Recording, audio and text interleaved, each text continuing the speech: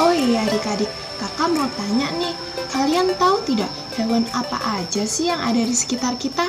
Dan kalian tahu tidak hewan tersebut makannya apa ya? Penasaran kan? Yuk ikuti video kakak berikut ini.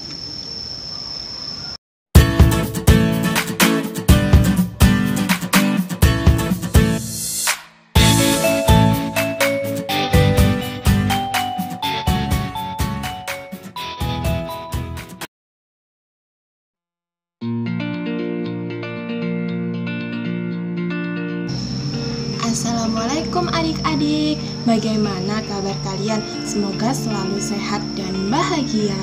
Kembali lagi bersama saya Kak Hikmah, Fasilitator Laboratorium Multimedia Pembelajaran Fakultas Ilmu Tarbiyah dan Keguruan UIN Sunan Kalijaga, Yogyakarta. Kalian sekarang sudah siap belajar kan? Yuk ikuti video kakak berikut ini. Adik-adik, kali ini kita akan belajar tentang hewan yang ada di sekitar kita. Tujuan dari pembelajaran ini yaitu yang pertama, kita dapat menulis tulisan tegak bersambung. Yang kedua, kita dapat memahami panjang pendek bunyi. Yang ketiga, kita dapat menentukan berat suatu benda. Yang keempat, kita dapat mengetahui tata tertib di sekolah.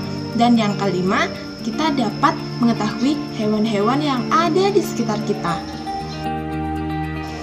Adik-adik, kalian tahu tidak hewan apa aja sih yang ada di sekitar kita? Hewan yang ada di sekitar kita ada banyak loh. Ada yang hidup di darat, ada yang hidup di air, ada yang hidup di laut. Mereka juga makannya berbeda-beda loh. Ada yang makan sayuran, ada yang makan daging. Berat mereka juga berbeda-beda loh. Ada yang ringan, ada yang berat, dan ada yang sangat berat.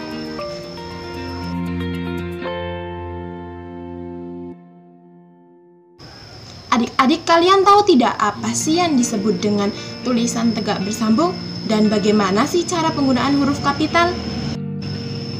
Jadi, tulisan tegak bersambung adalah tulisan dengan cara tidak mengangkat alat tulis.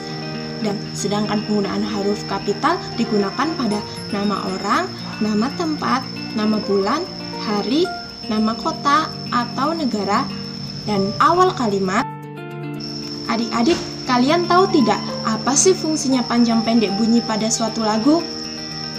Jadi, panjang pendek bunyi pada suatu lagu itu digunakan untuk meningkatkan keindahan lagu. Bunyi panjang ditandai dengan garis panjang, sedangkan bunyi pendek ditandai dengan titik.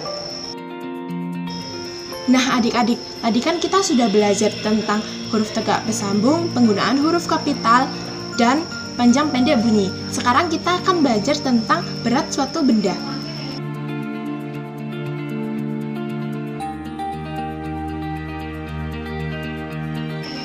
Bagaimana sih cara kita mengukur berat suatu benda?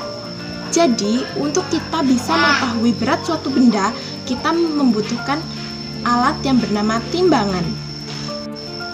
Di dalam timbangan ada satuannya seperti ons, gram, kilogram, dan masih banyak lagi. Nah, sekarang kalian tahu tidak apa sih yang dimaksud dengan tata tertib yang ada di sekolah? Tata tertib adalah peraturan yang harus ditaati yang berada di sekolah. Contoh tata tertib yang ada di sekolah yaitu membuang sampah pada tempatnya.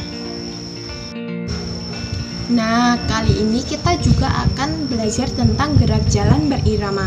Apa sih gerak jalan berirama itu? Gerak jalan berirama juga termasuk olahraga loh. Hanya saja gerak jalan berirama dilakukan dengan berjalan bersama-sama dengan menggunakan aturan. Nah, adik-adik, tadi kalian sudah belajar tentang berat kan? Sekarang kita akan mencoba untuk menghitung berat jagung. Mulai dari 500 gram, 1000 gram, 1500 gram, dan 2000 gram.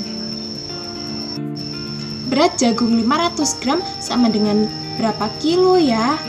Berat jagung 500 gram sama dengan 0,5 kilo. Kenapa bisa begitu? Yuk kita perhatikan tangga berat berikut ini. Jadi tangga berat itu terdiri dari miligram, sentigram, desigram, gram, dekagram, hektogram, dan kilogram.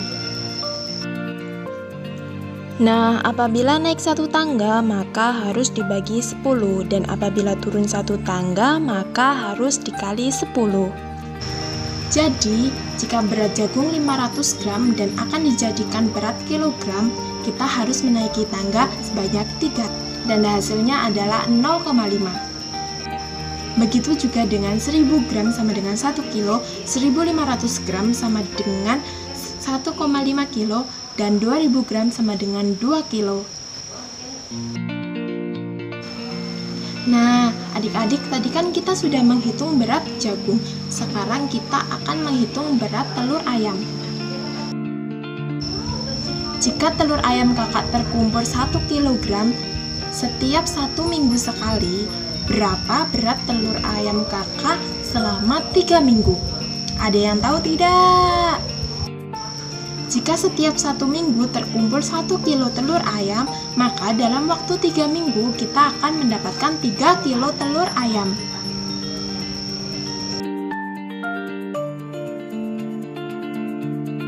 Selanjutnya kita akan belajar tentang makanan hewan peliharaan.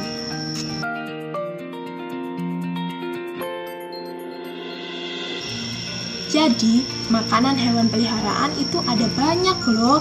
Dan itu tergantung dengan jenis hewannya, seperti kelinci memakan wortel, ayam memakan jagung, sapi dan kambing memakan rumput, harimau memakan daging, dan tupai memakan biji-bijian.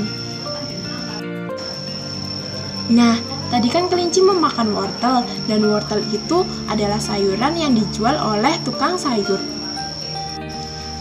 Ngomong-ngomong, tukang sayur menghitung berat wortel dengan menggunakan apa ya? Yaps, benar sekali. Tukang sayur menghitung berat wortel dengan menggunakan timbangan. Adik-adik, kalian pernah tidak sih melanggar peraturan atau tata tertib pada saat jam olahraga di sekolah? Dan apa sih contoh pelanggarannya? Jadi, contoh pelanggaran tata tertib pada saat jam olahraga yaitu tidak menggunakan kaos pada saat jam olahraga. Ngomong-ngomong tentang olahraga, perhatikan video berikut ini yuk. Gerak jalan berirama.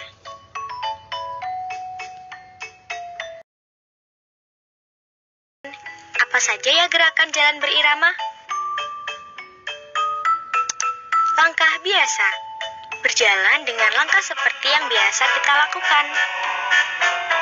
Langkah rapat. Berjalan dengan langkah yang rapat atau sering. Berjalan sambil mengayunkan lengan. Gerakan ayunan satu lengan ke depan belakang. Nah, video ini adalah video berjalan mengikuti ketukan. Mereka berjalan dengan diiringi musik. Sangat indah, bukan? Nah, adik-adik, kalian tahu tidak salah satu contoh menaati tata tertib pada saat jam pelajaran? Jadi, salah satu contoh menaati tata tertib pada saat jam pelajaran yaitu dengan cara mengerjakan dan mengumpulkan tugas dengan tepat waktu.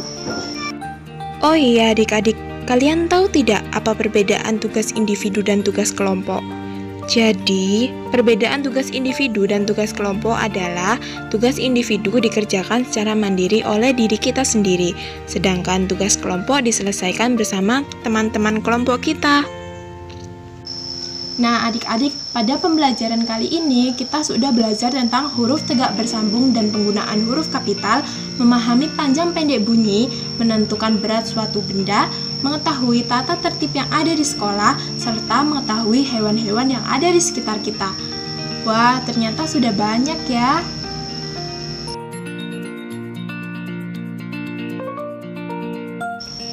Nah, itu tadi adalah pembelajaran tentang hewan-hewan yang ada di sekitar kita. Semoga pembelajaran kita kali ini bermanfaat untuk kita semua dan dapat menambah pengetahuan kita tentang hewan-hewan yang ada di sekitar kita. Sampai jumpa di pembelajaran berikutnya. Wassalamualaikum warahmatullahi wabarakatuh.